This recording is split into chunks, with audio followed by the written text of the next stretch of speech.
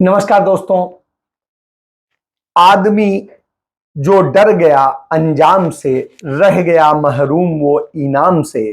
कोशिशें तो कर, नाकामी से न डर, नाम होता है यहां पर काम से। तो काम से होता है, इस बात को हम सब जानते हैं। और ये गीतांजलि गुप्ता की जो पंक्तियां हैं वो राहुल गांधी पे बिल्कुल फिट बैठती हैं, क्योंकि राहुल गांधी नाकामियों से डरे बिना, नफरत से डरे बिना, हिंसा से डरे बिना लगातार लड़ रहे हैं, कोशिश कर रहे हैं देश को बचाने की। देश को बचाने के लिए वो पूरे देश के अंदर जिस तरीके से कन्याकुमारी से कश्मीर तक पैदल चले और अब विभिन्न तरीकों से भारत जोड़ो यात्रा कर रहे हैं, कहीं मोटरसाइकिल से, कहीं पैदल, कहीं लोगों से जनसंपर्क करके। और ये जो जोड़ने की कोशिश है, यही कोशिश उन्हें बड़ा बना देती है। और इसी कड़ी में वो लद्दाख आए हुए हैं और लद्दाख में वो आज कारगिल में थे और कारगिल के शहीदों को उन्होंने नमन किया, जिन्होंने हमारे देश की वह भूमि छुड़ाई थी पाकिस्तान के कब्जे से, जो भारतीय जनता पार्टी की अटल बिहारी वाजपेयी की सरकार ने कब्जा कर ली थी पाकिस्तान के लोगों, उनकी सेनाओं। तो कारगिल की पहाड़ियां उन्होंने छुड़ाई थी, शहीद हुए थे हमारे तमाम सारे जवान। इसलिए निश्चित रूप से उस पर चर्चा करना। उन्होंने, चूंकि वहां वो कई दिनों से हैं और तमाम हिस्सों में वो पूरे लद्दाख को मोटरसाइकिल से ना पाए हैं और एक एक जगह पे गए हैं, मिले हैं, लोगों से सब समझा है। और समझने के बाद उन्होंने आज अपनी रैली में बताया, यहां पे सब लोग जानते हैं कि बहुत सारे नेचुरल रिसोर्सेज हैं। 21वीं सदी में सोलर एनर्जी की बात की जाती है और लद्दाख में सोलर एनर्जी की कोई कमी नहीं है। बीजेपी के लोग ये जानते हैं, समझते हैं कि अगर आपको रिप्रेजेंटेशन दिया जाए तो फिर वो आपसे आपकी जमीन नहीं छीन पाएगी। मामला जमीन का है और बीजेपी के लोग जो आपकी जमीन है आपसे लेना चाहते हैं। अदानी जी के बड़े बड़े प्रोजेक्ट्स यहां लगाना चाहते हैं और उन प्रोजेक्ट्स का फायदा आपको नहीं दिलवाना चाहते हैं। हम ये कभी होने नहीं देंगे।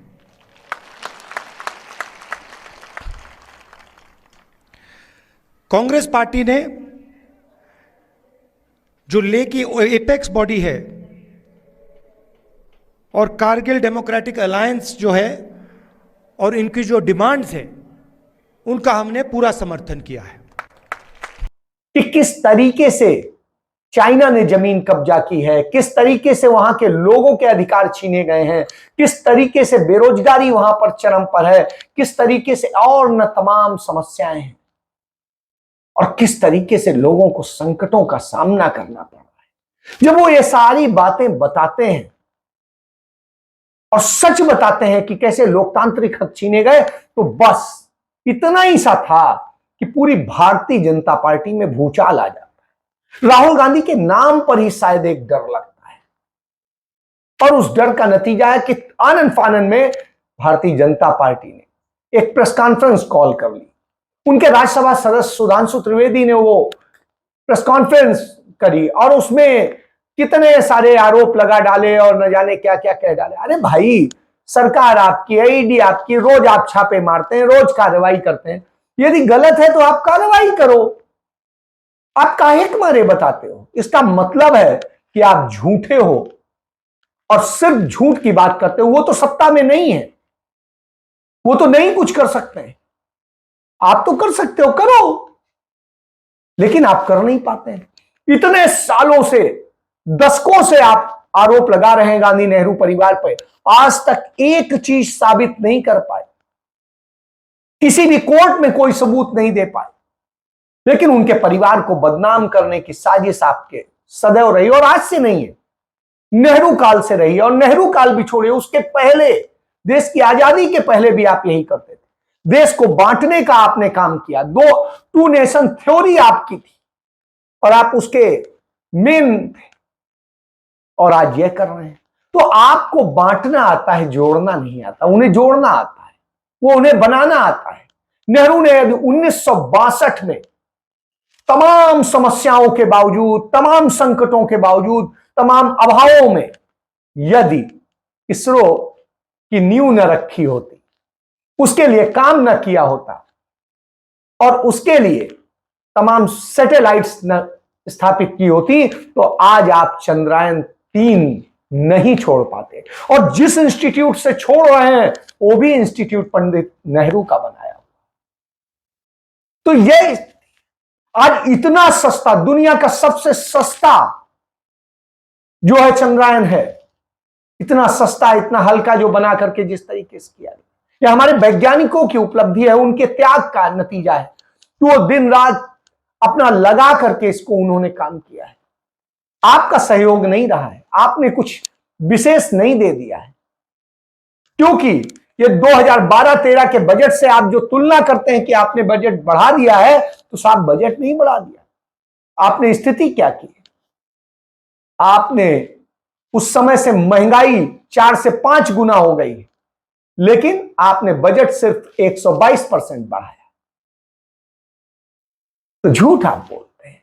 आपको नेहरू के नाम से इतनी नफरत है, गांधी के नाम से नफरत, और इसलिए आप उन्हें बदनाम करने की कोशिश करते हैं। आप उनके काम पे तो बदनाम नहीं कर सकते, तो आप दूसरी चीजों पे करते हैं।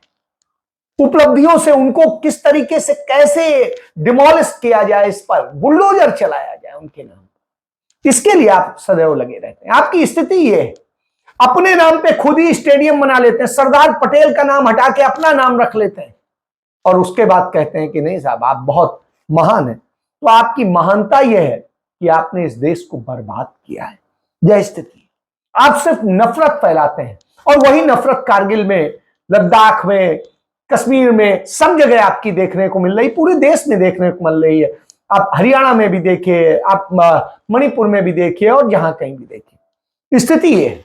इसीलिए आपने द कश्मीर वाला जो ब्लॉग था उसको आपने ब्लॉक करवा दिया। डिजिटली आपकी स्थिति की डिजिटल भी आप बंद करा देते हैं, और इस हालत में आप ला करके खड़ा कर देते हैं। डिजिटल तानाशाही की आपकी स्थिति यह है कि अनफ्रीडम मॉनिटर ने जो वैश्विक रिपोर्ट दी है, उस रिपोर्ट में दुनिया के 20 देशों का नाम है, और उन 20 देशों में से भारत भी है।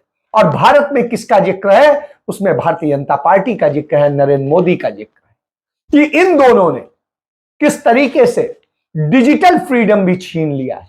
फिजिकल तो छीन ही लिया है, डिजिटल भी छीन लिया है। तो इस बात को यह बताता है कि किस तरीके से आप जहर बोते हैं, और जहर बोने का नतीजा है आपने द कश्मीर फाइल्स को राष्ट्रीय एकता पुरस्कार दे दिया, जबकि उस फिल्म ने नफरत बढ़ाने का काम किया है।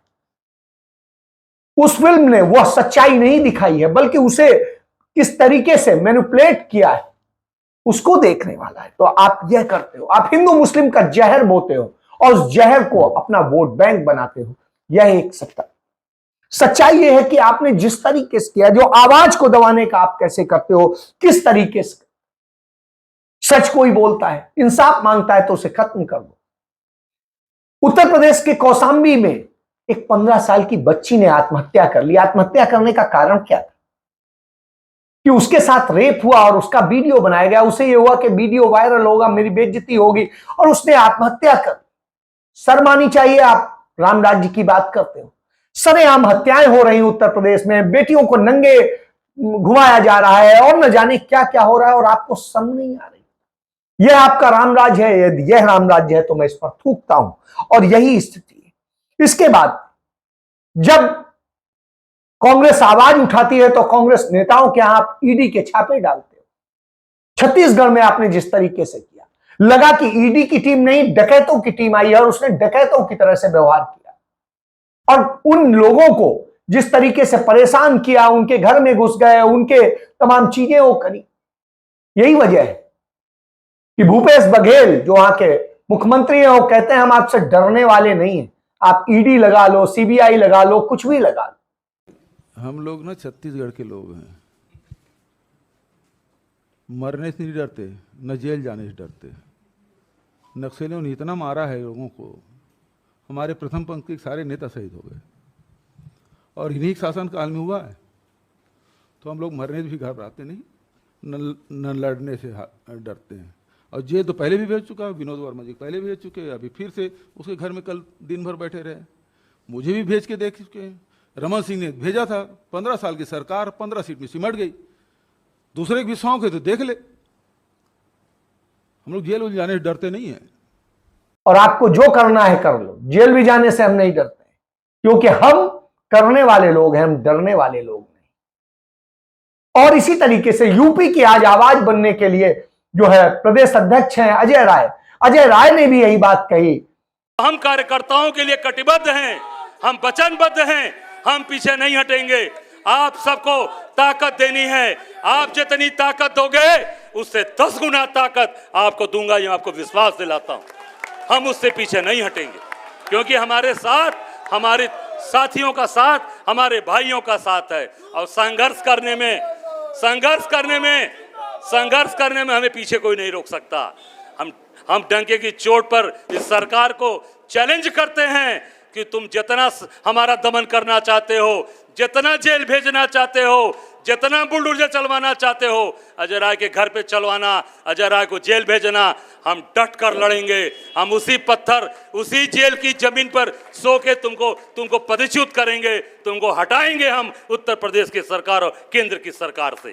क्योंकि ये लोग अत्याचार और अन्यायी लोग हैं, ये अत्याचार करते हैं, अन्याय करते हैं, और जो बोलता है उसकी जवान को सिल देते हैं, उसकी जवान को बंद कर देते हैं। कि हम करने आए हैं और करते रहे हैं, हम डरने वाले लोग नहीं, हम सच की आवाज को बुलंद करेंगे। तो यह होता है, यह राहुल गांधी की टीम है। और आपकी टीम क्या करती है? आपकी टीम नफरत बोती है।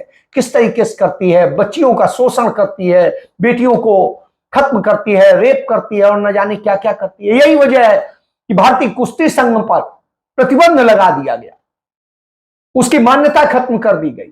और उसका नतीजा यह हुआ कि हम चांद पे जो झंडा फहराने की बात कर रहे हैं, दूसरी तरफ अंतरराष्ट्रीय जगत में हमारे वहां खिलाड़ी यदि निजी तौर पे जाएंगे तो वो पोडियम पे नहीं आ सकेंगे, भारत का झंडा इस बार वहां नहीं लहरेगा। इससे ज्यादा और शर्म की क्या बात होगी? ये सिर्फ आपकी जिद के कारण है। अपने उन भ्रष्टाचारियों, रेपिस्ट को और यौन उत्पीड़कों को बचाने का आपका नतीजा है, अपने नेताओं को बचाने का। इस देश के अंदर जितने बलात्कार होते हैं उनमें 80% से अधिक बलात्कारी आपके होते हैं, आपकी पार्टी से होते हैं, आपके संगठन से होते हैं। यह डराता है, कैसे आप करता है? आपकी इस नफरत ने बर्बाद किया है। वही राहुल गांधी मोहब्बत की दुकान खोलते हैं। क्यों खोलते हैं? उसके पीछे बहुत सारी वजह है। जब हम आज चंद्रयान का खुशियां मना रहे हैं तो हमें पता होना चाहिए कि किस तरीके से शुरुआत हुई थी। केरल में वो चर्च थी जहां से ये सबसे मुफीद जगह थी कि सैटेलाइट लॉन्च किया जाए, और उस जगह चर्च थी। हमारे वैज्ञानिक जो एक हिंदू थे और एक मुस्लिम थे, वो गए उस पादरी के पास और कहा, नेहरू जी ने एक सपना पाला है कि देश को हम अंतरिक्ष में भी स्थापित करें, और उसके लिए हमें ऐसे। तो उन्होंने कहा, बताइए क्या मदद चाहिए? तो उनका मदद ये चाहिए कि आपकी चर्च से ही हो पाएगा, यही जगह सबसे सही है। तो उनका आपकी चर्च को हमें लेना पड़ेगा यदि आप दें। उनका कोई बात नहीं, ऐसी 10 चर्च कुर्बान ले जाइए आप सोचिए, आज आप किसी मंदिर, मस्जिद, किसी उधर का एक छोटा सा ईंट हिला दीजिए तो जाने क्या हो जाएगा। उन्होंने पूरी चर्च डिमोलिश करवा दी। यह एक बड़ी बात होती है, यह सोच होती है।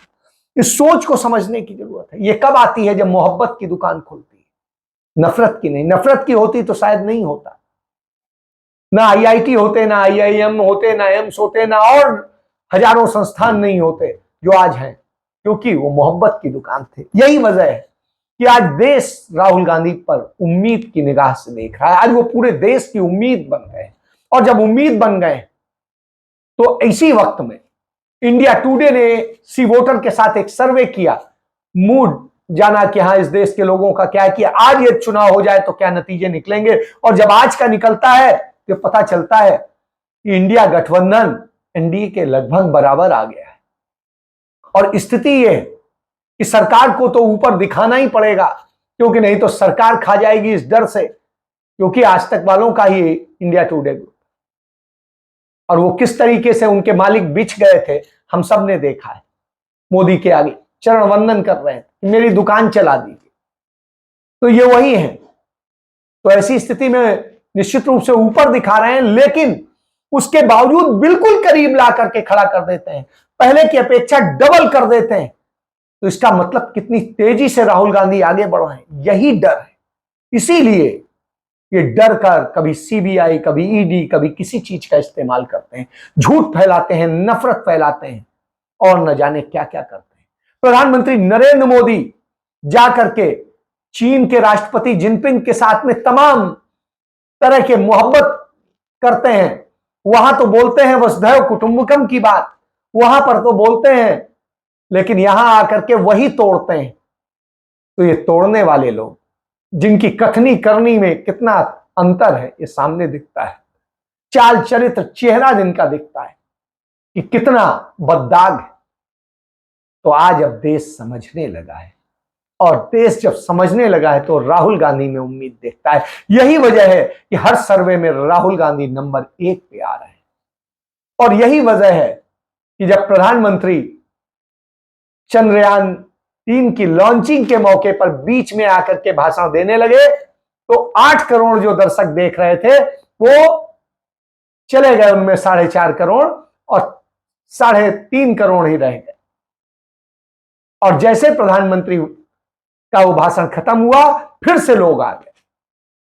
तो ये बताता है कि अब लोग चेहरा भी नहीं देखना चाहते। ये मेरा आंकड़ा नहीं, ये डिजिटली अवेलेबल।